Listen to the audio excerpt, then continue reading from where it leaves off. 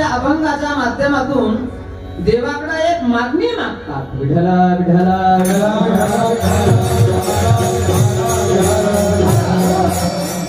मागणं मागतात. पांडुरंगासमोर उभी आहे जगद्गुरु तुकाराम महाराज आणि पांडुरंगाची भक्त आहे.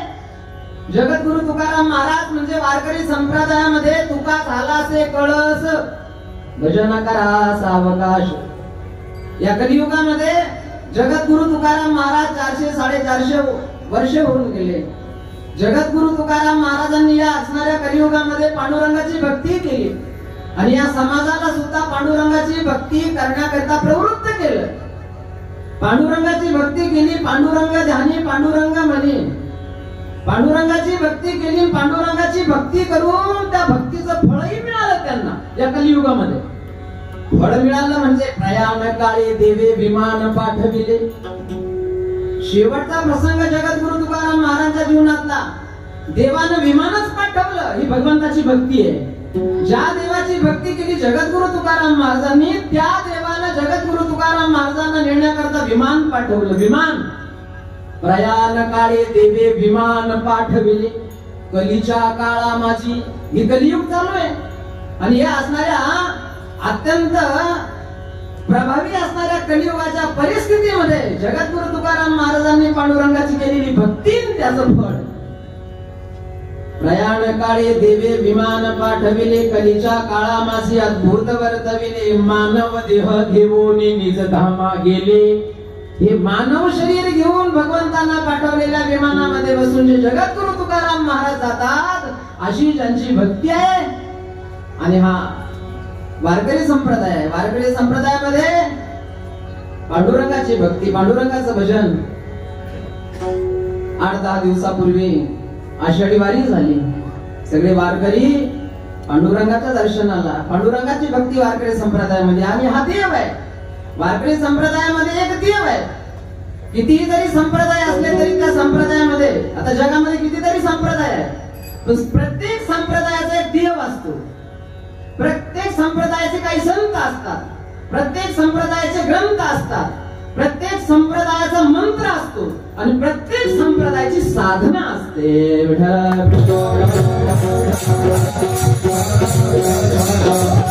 वारकरी संप्रदायामध्ये वारकरी संप्रदाय म्हटल्यानंतर देव. वारकरी संप्रदायाचा देव म्हणजे पांडुरंग. हा देव आहे. वारकरी संप्रदायाचे संत म्हणजे जगद्गुरु तुकाराम महाराज, माऊली ज्ञानेश्वर महाराज, नामदेव महाराज, गोरोबा काका आदी ही संत मंडळी हे वारकरी संप्रदायाचे संत आहे. वारकरी संप्रदायाचे ग्रंथ आहे. ज्या ग्रंथाचं वाचनही झालं इथं. वाचावी ज्ञानेश्वरी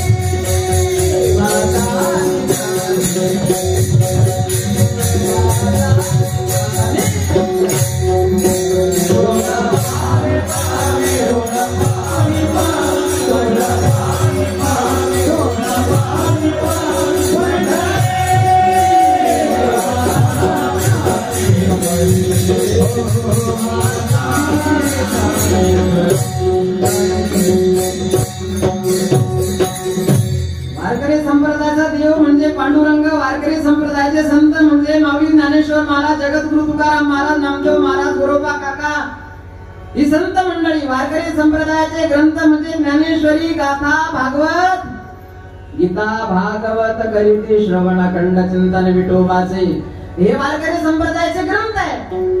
कसं जगावं हे एक ग्रंथ शिकवतो गीता आणि कसं मरावं हे एक ग्रंथ शिकवतो भागवत. 2 ग्रंथ आहेत. आणि जगावं लागतं. पण कसं जगावं याचं ज्ञान पाहिजे तर याकरता गीता आहे. आणि मरावं लागतं इथं कारण हा मृत्यू लोक आहे. इथं मरावं लागतं, पण कसं मरावं? कसं मरावं तर त्याकरता भागवत आहे, 2 ग्रंथ आहे. म्हणून गीता भागवत करीते श्रवण, अखंड चिंतन विठोबाचे. हे वारकरी संप्रदायाचे ग्रंथ आहे. वारकरी संप्रदायाचा देव, वारकरी संप्रदायाचे संत, वारकरी संप्रदायाचे ग्रंथ, वारकरी संप्रदायाचा मंत्र आहे वारकरी संप्रदायाचा.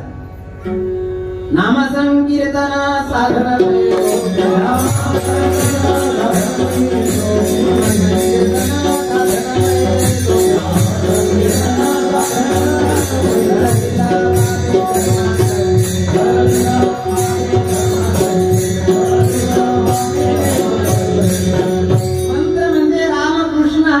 महाराज म्हणतात की रामकृष्ण हरी हा वारकरी संप्रदायाचा मंत्र आहे. साधना हीच साधना. कोणती? या नामाची साधना, जप करणं हीच साधना वारकरी संप्रदायामध्ये. वारकरी संप्रदायामध्ये तुम्ही आम्ही आहोत आणि वारकरी संप्रदाय म्हणजे प्रभावी संप्रदाय आहे. वारकरी संप्रदायाचा पाया रचणारे माऊली ज्ञानेश्वर महाराज आहे. ज्ञानदेवे रचिला पाया. ज्ञानेश्वर महाराजांनी असणाऱ्या वारकरी संप्रदायाचा पाया रचला. ज्या ज्ञानेश्वर महाराजांचा प्रभाव, ज्ञानेश्वर महाराजांची आणि कीर्ती आपण ऐकतो. ज्ञानेश्वर महाराजांचे चमत्कार. ज्ञानेश्वर महाराज साधू चमत्कार करता नसतात. चमत्कार करणं हा साधूचा उद्देश नसतो. पण माऊली ज्ञानेश्वर महाराजांचं जीवनचरित्र पाहतो मी. माऊली ज्ञानेश्वर महाराज जीवनचरित्रामध्ये रेडा बोलवतात. रेडा बोलवतो. जो महात्मा रेडा बोलवतो ते साधे नाहीये. जो महात्मा भिंत चालवतो ते साधे संत नाहीये. चालविली चढ भिंती, हरली चांगळ्याची भ्रांती, मोक्ष मार्गीचा सांगाती ज्ञानोबा माझा. रेड्यामुखी वेद बोलविला, गर्भद्विजांचा हलविला, शांती रूपे प्रगटला ज्ञानोबा माझा. हे माऊली ज्ञानेश्वर महाराज आहे. माऊली ज्ञानेश्वर महाराजांचं वय 16 वर्षाचं आहे. 16 वर्ष सांगत असतो आम्ही. 16वं वर्ष. अशा धोक्याच्या 16व्या वर्षी माऊली ज्ञानेश्वर महाराजांनी ब्रह्म साम्राज्य दीपिका वर्णिली गीतेची टीका, विठोबाचा प्राण सखा ज्ञानोबा माझा. 16व्या वर्षी माऊली ज्ञानेश्वर महाराजांनी संस्कृतवर असणारी टीका 700 श्लोकावर 9000 ओव्यांचा ग्रंथ. नमो ज्ञानेश्वरा निष्कलंका, जयाची गीतेची वाचिता टीका, ज्ञान होय लोकाती भाविका ग्रंथार्थिया. गीतेवर असणारा ग्रंथ म्हणजे संस्कृताची गाठी उघडून ज्ञान दृष्टी केली से मराठी गीता देवी. ज्यांनी तुमच्या आमच्या करता संस्कृत मध्ये असणारं तत्वज्ञान सर्वसामान्य समाजाला कळावं म्हणून संस्कृताची गाठी उघडून ज्ञान दृष्टी केली से मराठी. मराठीमध्ये ज्ञानेश्वरी आहे. वारकरी संप्रदायामध्ये वारकरी संप्रदायाचा पाय रचणारे माऊली ज्ञानेश्वर महाराज आहे. वारकरी संप्रदायाच्या कलशस्थानी आमचे जगद्गुरु तुकाराम महाराज आहे आणि सेवेकरता निवडलेला अभंग जगद्गुरु तुकाराम महाराजांचाच आहे. जगद्गुरु तुकाराम महाराज पांडुरंगासमोर उभे राहिले, विठोबासमोर उभे राहिले आणि प्रार्थना केली, विनंती केली आणि एक मागणी या ठिकाणी आज जगद्गुरु तुकाराम महाराज देवाकडे मागतात. विठ्ठला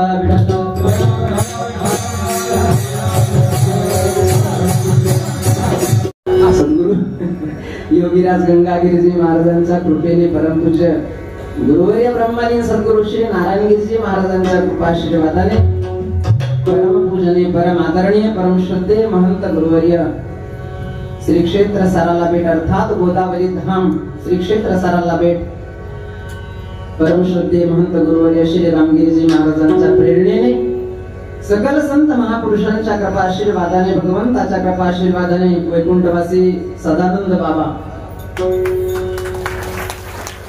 कारण बाबांना मी पाहिलेलं आहे. कारण बेटामध्ये ज्या वेळेला ज्या वर्षी आम्ही आलो तर आमचा पहिला सप्ताह म्हणजे धनगरवाडीचा. बेटामध्ये आल्यानंतर अशोक महाराजही मला असं वाटतं होते आणि माझ्यासोबत दत्तगिरी महाराज कोणीतरी होते.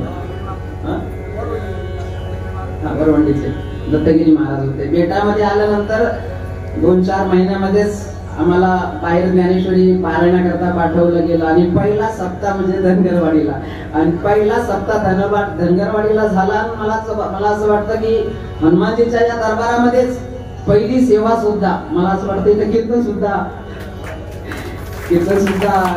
येत नव्हतं, परंतु करायला लावलं होतं कीर्तन.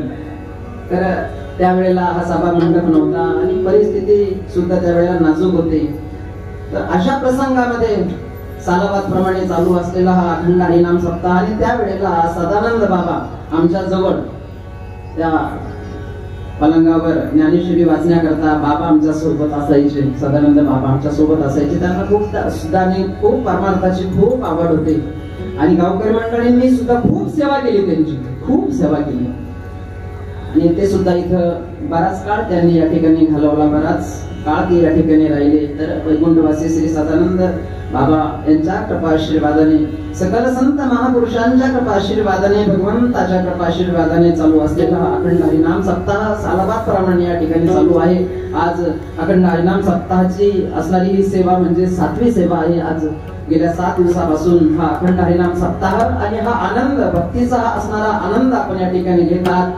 आणि या अखंड हरिनाम सप्ताहामध्ये ग्रंथराज ज्ञानेश्वरी पारायण आहे. ज्ञानेश्वरी पारायणाकरता म्हणजे हरिभक्ती पारायण अशोक महाराज या ठिकाणी उपस्थित आहेत आणि दरवर्षी ते या ठिकाणी असतात, म्हणून या ठिकाणी महाराजांना सुद्धा धन्यवाद.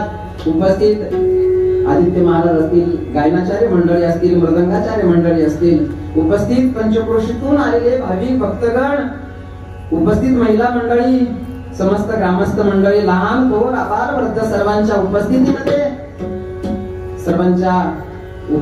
ते असून तनाना मनाना धनाना चालू असेल अखंड हरिनाम सप्ताह ते 7व्या दिवसाची असणारी कीर्तन रूपी सेवा 2-5 मिनिटे या ठिकाणी आपल्याला करायची, कारण बाहेर पाऊसही या ठिकाणी चालू आहे. तरी परंतु आता 7व्या दिवसाची सेवा आहे, 2-4 तास आपण या ठिकाणी सेवा करू.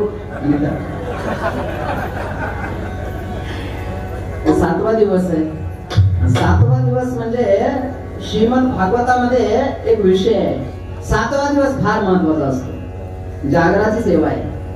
7वाच दिवस होता राजा परीक्षितीचा. श्रीमद भागवत या ठिकाणी जवळ मागच्या वेळेला 2 महिन्यापूर्वी कथा झाली वाकीला. या ठिकाणी काही वाकी ग्रामस्थ या ठिकाणी आलेले, त्यांना सुद्धा धन्यवाद. खूप भव्य दिव्य असणारी त्यांनी नियोजन आयोजन केलं आणि श्रीमद भागवताची कथा झाली. तर त्या श्रीमद भागवत कथेमध्ये ज्याला एका महापुरुषानं कथा ऐकवली, तो एक राजा होता, सम्राट होता, त्याचं नाव परीक्षिती आहे. आणि त्याला शाप मिळालेला आहे. एका ऋषी कुमारने त्याला शाप दिलेला आहे. काय शाप आहे? त्याच्या हातून एक वाईट कर्म घडलं. त्यानं एका साधूच्या गळ्यामध्ये मेलेला सर्प घातला. साधूच्या गळ्यामध्ये फुलाचे हार घालतात हे आपण पाहतो, मेलेले साप नाही. पण एका असणाऱ्या राजानं, एका सम्राटानं साधूच्या गळ्यामध्ये ज्या वेळेला मेलेला सर्प अडकवला, तर त्या साधूला, तर साधू आपल्या मस्तीमध्ये होता, साधू भजनामध्ये होता, साधू भजनामध्ये रमलेला होता. साधू ओळखता आला नाही आणि सर्प तर गळ्यामध्ये अडकून राजा परीक्षिती निघून गेला. पण त्या साधूचा मुलगा होता श्रृंगी, जो कौशकी नदीमध्ये खेळत होता. त्याला ज्या वेळेला इथं ऋषी कुमाराने सांगितलं, अरे तू इथं या असणाऱ्या कौशकी नदीमध्ये खेळतो, पाकडतो, परंतु तुझे वडील भगवंताचं भजन करत असताना तुझ्या वडिलाच्या गळ्यामध्ये एका राजाने येऊन मेलेला सर्प अडकवला. हे शब्द ऐकले. आता तो साधूचा मुलगा होता, तपस्वी होता, प्रभावी होता. राग आला, माझे वडील भगवंताचं भजन करत असताना माझ्या वडिलाच्या गळ्यामध्ये एका सम्राटाने येऊन मेलेला सर्प अडकावा. राजा परीक्षितीचा राग आला मुलाला. साधूचा मुलगा होता, कौशकी नदीच्या हातामध्ये त्यानं पाणी घेतलं, अभिमंत्रित केलं आणि राजा परीक्षितीला त्यानं शाप दिला. ज्या राजानं माझ्या वडिलाच्या गळ्यामध्ये मेलेला सर्प अडकवला, त्या राजाला, त्या राजाच्या शरीराला आजपासून 7व्या दिवशी तक्षक नावाचा सर्प दंश होईल आणि राजा परीक्षितीचा मृत्यू होईल. 7व्या दिवशी तो दिवस होता 7वा. आणि वाराचे दिवसही 7च असतात, 8 वार नसतात, 7च वार असतात. आणि प्रत्येकाच्या वाट्याला तक्षक नावाचा सर्प निघालेला आहे, अर्थात दंश करण्याकरता निघालेला आहे. कुणाचा 7वा दिवस कधी उगवेल हे सांगता येत नाही. कोणता दिवस आपला 7वा हे सांगता येत नाही. म्हणून सावध जसं राजा परीक्षित झाला आणि एका साधू समोर येऊन बसला. साधू समोर येऊन बसला आणि प्रश्न विचारला, महाराज मला एका साधूच्या मुलानं शाप दिलेला आहे. माझ्या शरीराला तक्षक नावाचा सर्प उत्तमश होणार आहे. महाराज मला मरणाचं भय वाटतं, मरणाची भीती वाटते.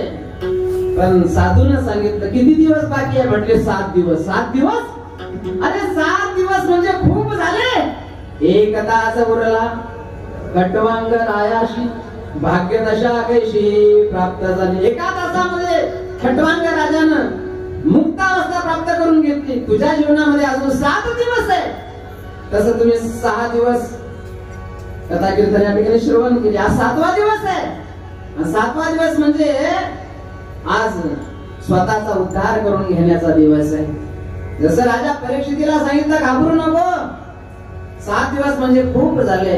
आणि 7 दिवस भगवंताची कथा ऐकवली. राजा परीक्षितीनं कानानं कथा श्रवण केली आणि 7 दिवस कथा ज्या वेळेला श्रवण केली, महाभागवत करून श्रवण सर्वांगाचे कान केले तेने.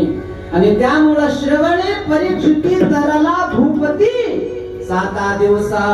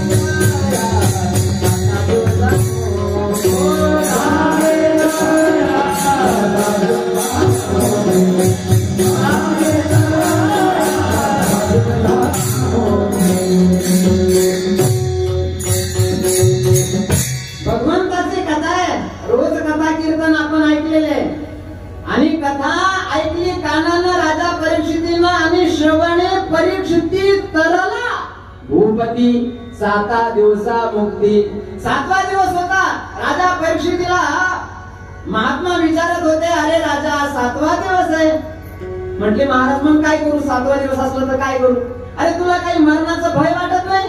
मरणाची भीती नाही वाटत तुला? म्हटले नाही महाराज. आता मरण माझे मरून गेले, मज केले अमर, केले उपकार सांगो मी काय.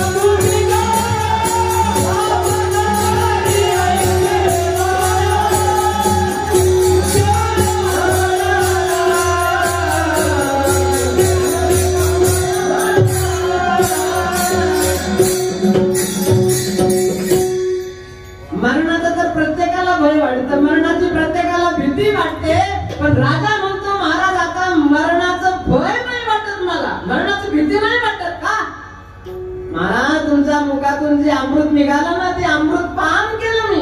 आणि अमृत पान केल्यामुळे आता मरण माझे मरून गेले, मज गेले अमर. आता जन्म आलो त्याचे आजी फळ झाले साचे. तुम्ही सांभाळले संती, भय निरसली खंती. कृतकृत्य झालो, इच्छा केली ते पाऊल. तुका म्हणे काळ आता करू न शके बळ. तुम्ही सांभाळले संती, साधूना झालं म्हणजे साधूनं 7व्या दिवशी मुक्त अवस्था प्राप्त करून दिली. ही साधू आहे.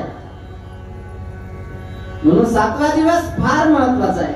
प्रत्येकाच्या वाट्याला येणारा दिवस 7वा दिवस.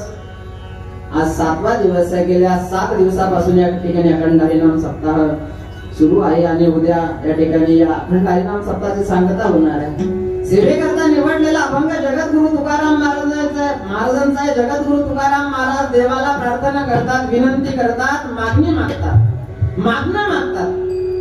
मागणं मागणारे जे आहे ते संत आहे आणि ज्याला मागतात तो देव आहे. 2 गोष्टी आहे. एक संत आहे आणि एक देव आहे. काय मागतात? मागण्याचं भान मागणाऱ्याला आहे. कुणाला मागतात? त्याचा अधिकार काय, त्याची सत्ता काय आहे याची कल्पना जगद्गुरु तुकाराम महाराजांना. म्हणजे 2 गोष्टी महत्वाच्या आहे. एक आहे संत आणि दुसरा आहे भगवान. काय मागतात हे महत्वाचं आहे. काहीतरी मागतात, तसं मागणं चांगलं नाही. तुका म्हणे करी ब्रह्मांड ठेंगणे, हात पसरी जिणे भिगत्याचे. बघा, जो मागणारा मनुष्य असतो ना त्याचा हात कधीही मागणाऱ्याचा हात कुठं असतो? वर असतो का खाली असतो? वर असतो. मागणाऱ्याचा हात खाली असतो आणि देणाऱ्याचा हात. मग जो मागतो ना त्याचा जगद्गुरु तुकाराम महाराज म्हणतात त्याचा धिक्कार असो, असं जगद्गुरु तुकाराम महाराज म्हणतात. तुका म्हणे करी ब्रह्मांड ठेंगणे, हात पसरी जिणे धिगत्याचे. म्हणजे त्याचा धिक्कार असो. जगद्गुरु तुकाराम महाराज म्हणतात तेव्हा जगद्गुरु तुकाराम महाराज म्हणतात की मागणाऱ्याचा धिक्कार असो. आणि जगद्गुरु तुकाराम महाराजाच्या ठिकाणी देवाला मागतात. आता त्यांचा नाही का धिक्कार, पण ते काय मागतात त्याची कल्पना आहे त्यांना. सर्वसामान्य माणूस मागतो वाढावे संतान गृही वाढावे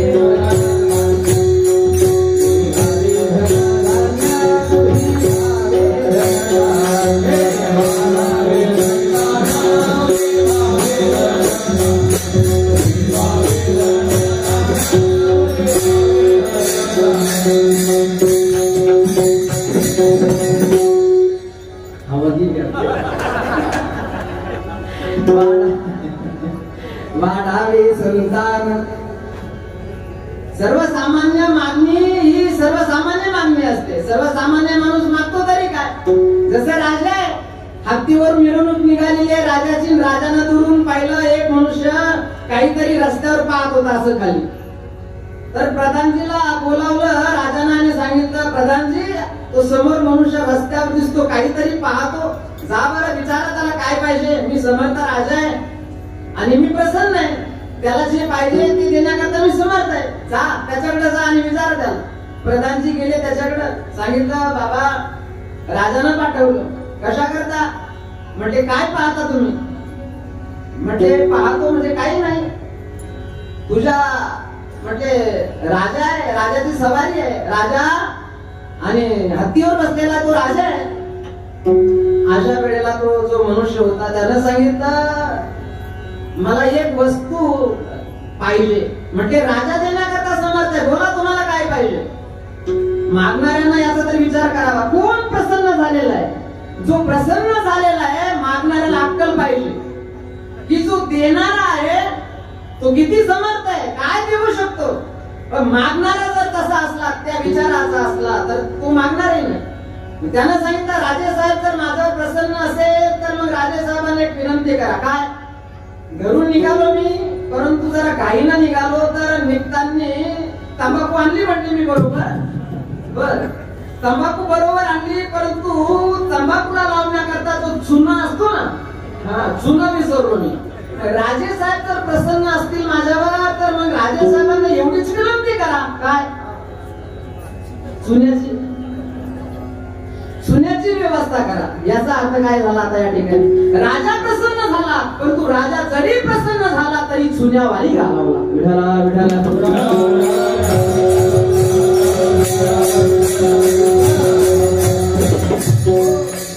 तसं मागणारे जे आहे जगद्गुरु तुकाराम महाराज आहे. सर्वसामान्य माणसं मागतात देवाला वाढावे संतान गृही व्हावे धन्य धान्य. जगद्गुरु तुकाराम महाराज जे मागतात ते विशेष मागतात. महाराज म्हणतात काही मागणे हे आम्हा अनुचित. वडिलांची रीत जाणत असो काही न मागे कोणासी तोची आवडे देवासी. म्हणजे जगद्गुरु तुकाराम महाराज आहे. जगद्गुरु तुकाराम महाराज हे संत आहे. हे संत म्हणजे येथे उपकारासाठी आले घरच्या वैकुंठी. इथं जगत कल्याण करता आलेले जगाच्या कल्याण संताच्या विभूती आम्ही वैकुंठ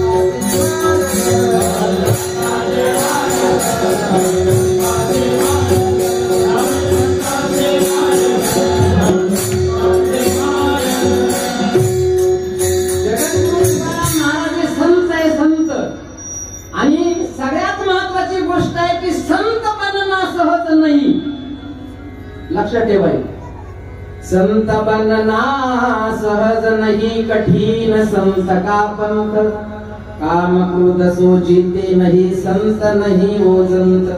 तिघ जण आपल्या देशाची शान वाढवतात आणि तिघ जण देशाची शान घालवतात.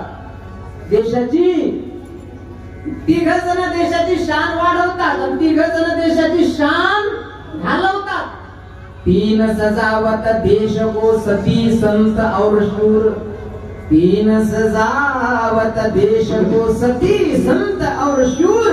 तीन लजावत देश को कपटी कायर क्रूर. एक तिघ जण देशाची शान घालवतात. तर जगद्गुरु तुकाराम महाराज म्हणजे काही पोटासाठी संत तसे नाहीये. पोटासाठी संत झाले कली तर बहुत तसं जगद्गुरु तुकाराम महाराज नाहीये. जगद्गुरु तुकाराम महाराज म्हणजे एक गाऊ आम्ही विठोबाचे नाम आणि कापे काम नाही आता असं अशी ज्यांची साधना आहे ते जगद्गुरु तुकाराम महाराज आहे. आणि ते देवासमोर उभे राहिले. ज्यांनी भंडारा डोंगरावर साधना केली. भामचंद्र डोंगरावर साधना केली आणि साधनेनंतर पांडुरंगासमोर ज्या वेळेला उभे राहिले तर हे प्रभू तुला एकच मागायचं आहे. बघा ज्याला मागता त्याचा अधिकार बघा. ज्याच्या सत्यानं सूर्य उगवतो ज्याच्या सत्यानं सूर्य चालतो मावळतो ज्याच्या सत्यानं चाले शरीर कोणाची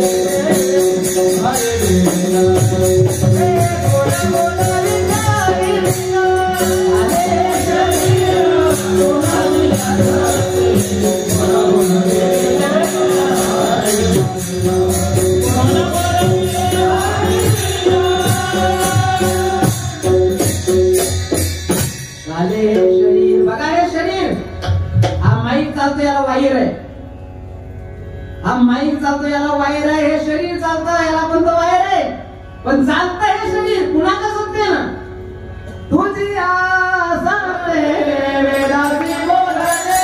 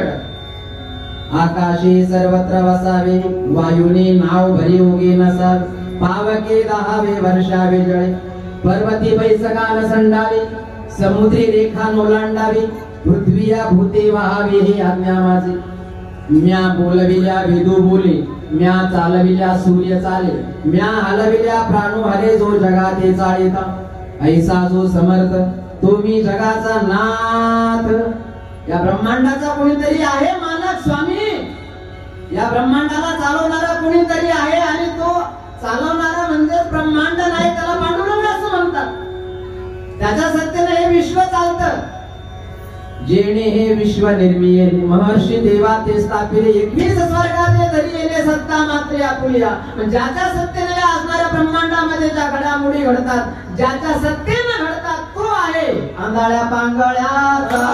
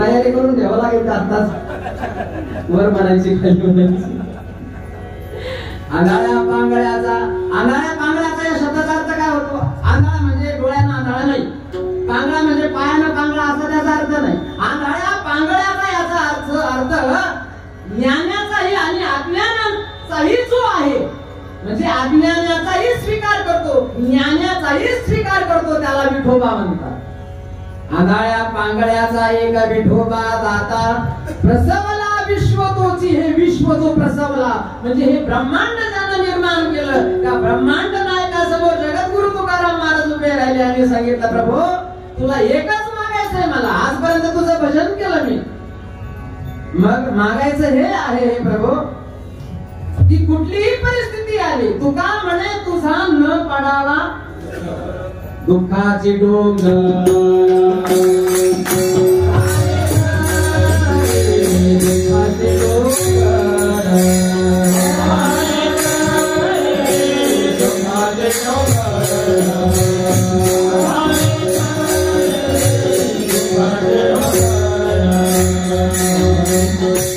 तुका म्हणे तुझा न पडावा विसर दुःखाचे डोंगर झाले तरी प्रल्हादाचं जीवन चरित्र बघा भक्त प्रल्हाद आहे भगवंताचं भजन करणार आहे भक्त प्रल्हादाला मारण्याकरता स्वतःच्या वडिलांना नाही ते प्रयत्न केले आपण जर प्रल्हाद चरित्र ऐकलं तर हिरण्यकश्यपूने प्रल्हादाला मारण्याकरता उकळत्या तेलाच्या कढाईमध्ये सोडलं प्रल्हादाला मारण्याकरता शस्त्रास्त्राने प्रयोग केला प्रल्हादाला मारण्याकरता उन्मत्त हत्ती प्रल्हादावर सोडला प्रल्हादाला मारण्याकरता विषारी सर्प प्रल्हादावर सोडलं प्रल्हादाला मारण्याकरता अन्न पाणी वर्ज केलं गेलं प्रल्हादाला मारण्याकरता उंच पर्वताच्या टेकडीवरून लुटून देऊन मारण्याचा प्रयत्न केला परंतु परिणाम झालाच नाही काय का बरं तर देव राखे तया मारी लगून न मोडे काटा हिंडता वन न जळे न बुडे नव्हे काही आम्हा हरीच्या दाता काय आम्हा हरीच्या दाता काय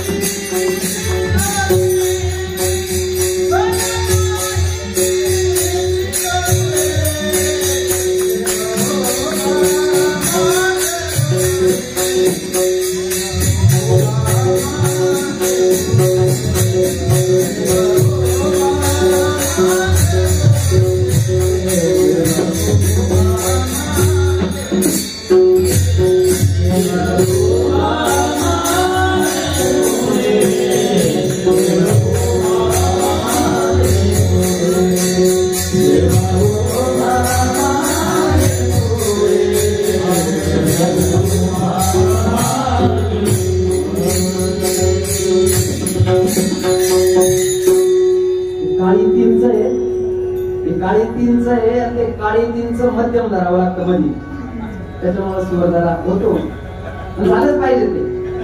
आपण कधी शिकणार? आमारीचा दासा काही भय प्रमाण देण्याका तसं घाबरायचं नाही, तणकून सरकून द्यायचं प्रमाण. आमारीचा दासा काही भय नाही, त्रैलोकी देव उभा मागे पुढे. बघा प्रल्हादाला मारण्याकरता नाही नाही ते प्रयोग केले गेले, नाही नाही ते प्रयोग केले गेले, तरी सुद्धा प्रल्हादाला काही झालं नाही. म्हणजे दुःखात परिस्थिती अशी आली, प्रतिकूल परिस्थिती अशी निर्माण झाली, स्वतःचा बाप मारण्याकरता नाही नाही ते प्रयोग करतो. म्हणजे त्यांनी तारे गगन में उतने शत्रु होय, कृपा करे कर घुराज पालन बाका होय. जाको राखे साया मार सके को, जाको राखे साया मार सके को. पालन बाका सके सब जग में होय कबीरा, सब जग में.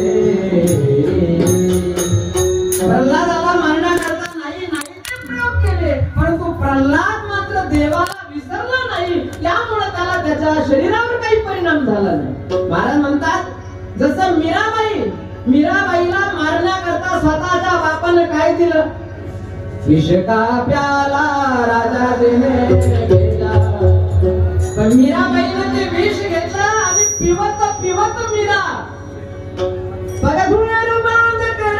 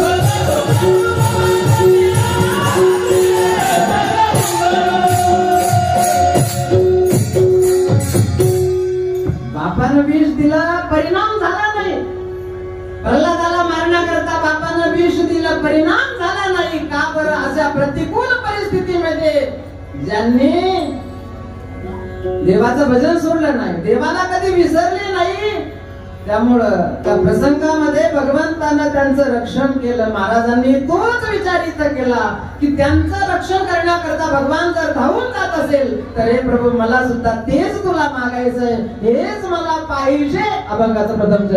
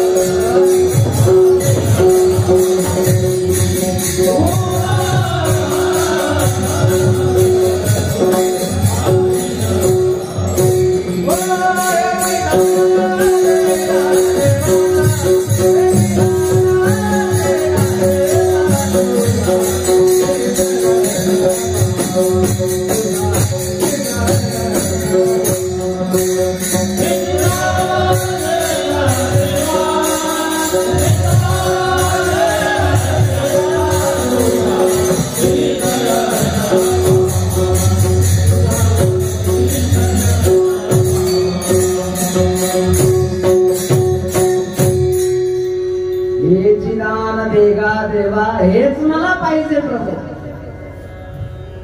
ज्यांचं रक्षण करण्याकरता तू धावून गेला, त्यांना जे दिलं तेच मला पाहिजे.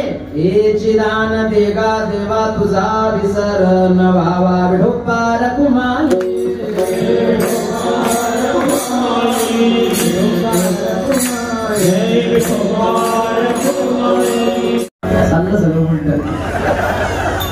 बुक्का लावू नये बाळा, माळ घालू नये गळा. टट्टाव रस वृषभासी दाना, तृण मागू नये जाना. पुढचं ऐकून घ्या. सांगू का काय करतं सांगून पुढ्याला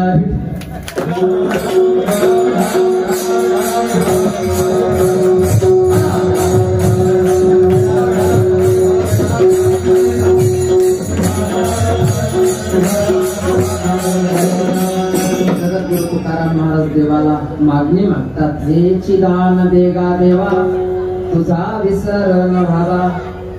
देवाचा विसर पडतो. देवाचा तुम्हाला आम्हाला विसर पडतो. काही गोष्टीचा विसर पडतो, काही गोष्टीचा विसर नाही पडत. बँकेमध्ये कोणत्या खात्यावर किती रात्री 12 वाजता जा गच्चीदारात त्याची सांग या खात्यावर किती आहे. याचा विसर नाही पडत नाही. काही गोष्टीचा विसर पडतो, काही गोष्टीचा विसर अजिबात पडत नाही. देवाचा विसर पडतो. साधू संतांचं जीवन चरित्र पाहिलं तर त्यांना देवाचा विसर पडत नाही. पहाते पांडव अखंड वनवासी परित्राणवासी आठवी प्रल्हादासी पिता करीतो जाचणी परितोष मरी मनी ना. साधू संतांना देवाचा विसर पडत नाही. त्यामुळे त्यांच्या जीवनामध्ये सदैव सुख आहे. का बरं? सदा नाम घोष करू हरी कथा तेनी सदा चित्ता समाधान. सदैव आनंदात राहतात. पण सदैव आनंदात राहण्याकरता करतात काय?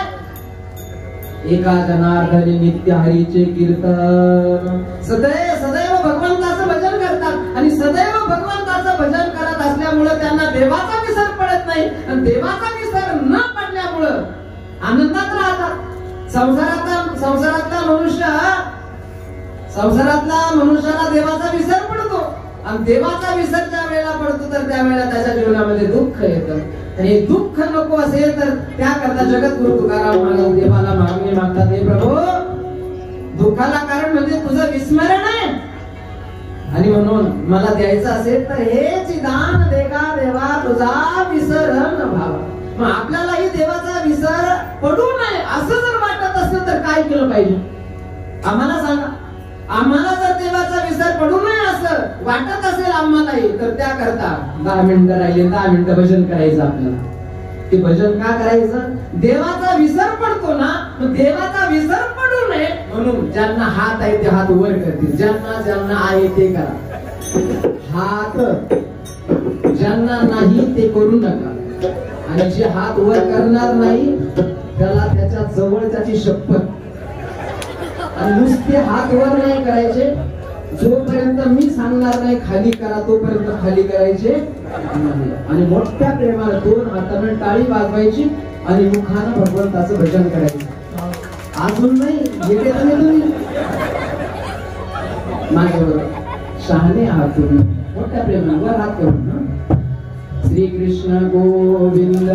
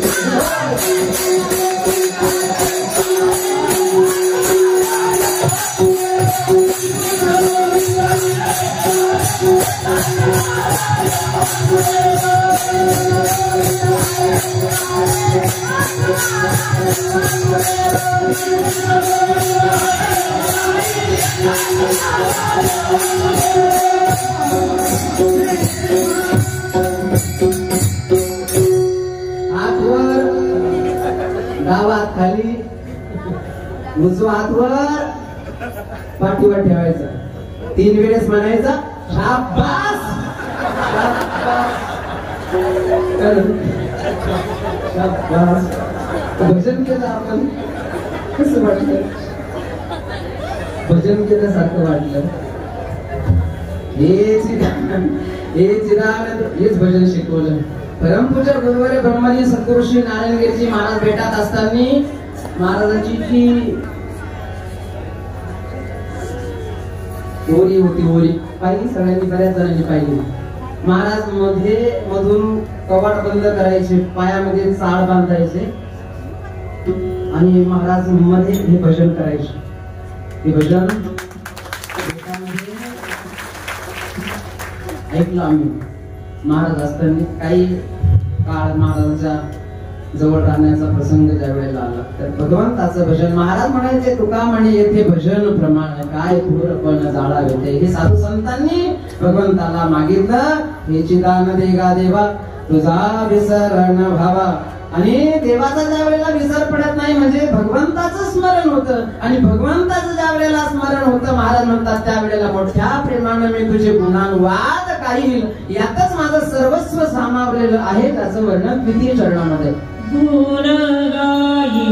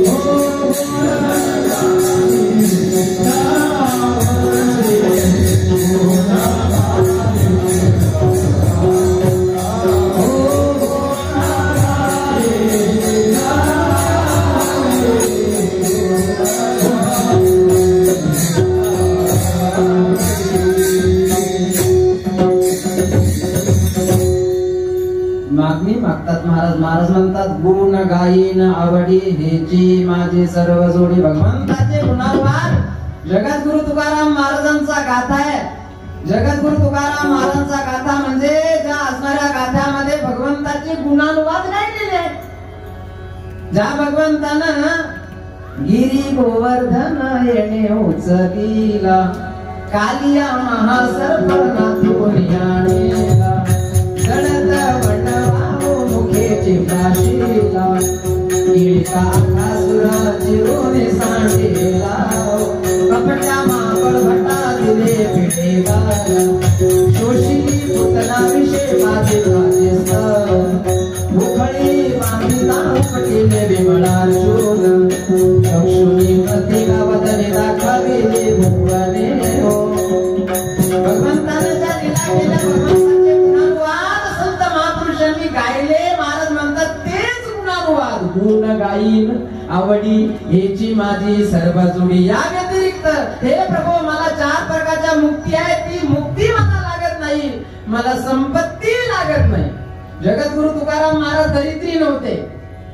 महाराज म्हणतात आम्ही सदैव सुडके जवळी येतात चोर धाके जाऊ पोडती भिके कुत्री घर राखीती सर्व वाटून दिला जगद्गुरु तुकाराम महाराजांनी देवा करता सर्वस्व समर्पित झाले जाळून संसार भैसलो अंगणी संसार प्रपंचाची राख रांगोळी केली हाडाचे काढ रक्ताचं पाणी रात्रीचा दिवस केला देवा करता दीन रजनी हाचे धंदा गोविंदाचे पवाडे भगवंताचं भजन केलं म्हणून महाराज म्हणतात मला लागत नाही मुक्ती लागत नाही धन लागत नाही नवे नवे द्यायचंच असेल तर हे प्रभू फक्त संत महापुरुषांचा सहवास मला पाहिजे म्हणजे अखंड जया तुझी प्रीती मजदे तयाची संगती मग मी कमळापती तुझबा नाही कंटाळा संतांचा सहवास मला पाहिजे मुक्ती नको धन नको अभंगाचं 3य चरण नलगे मुक्ती धन संपदा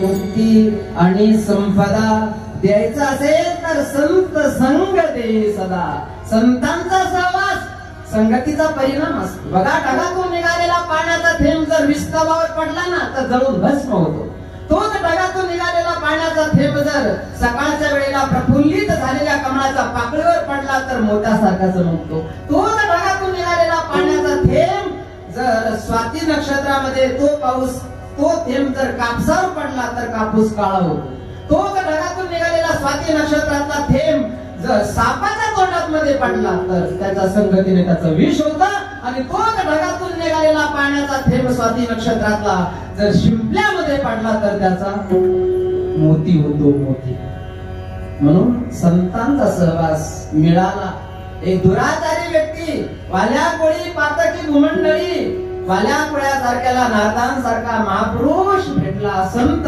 संघ भेटला काही क्षण भेटला आणि थोड्याशा संतांच्या सहवासामुळं कोळीयाची कीर्ती वाढली गहन केले रामायण रामावे म्हणून जगद्गुरु तुकाराम महाराज मागणी मागतात हे प्रभू न लगे मुक्ती आणि संपदा संत संग दे सदा धनेश्वर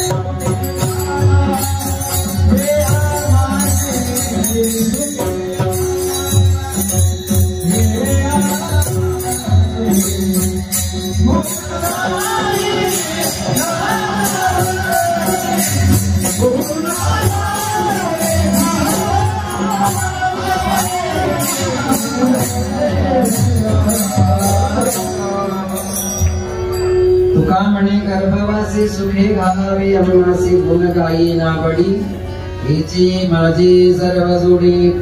असो झालेली सेवा या ठिकाणी सद्गुरु योगीराम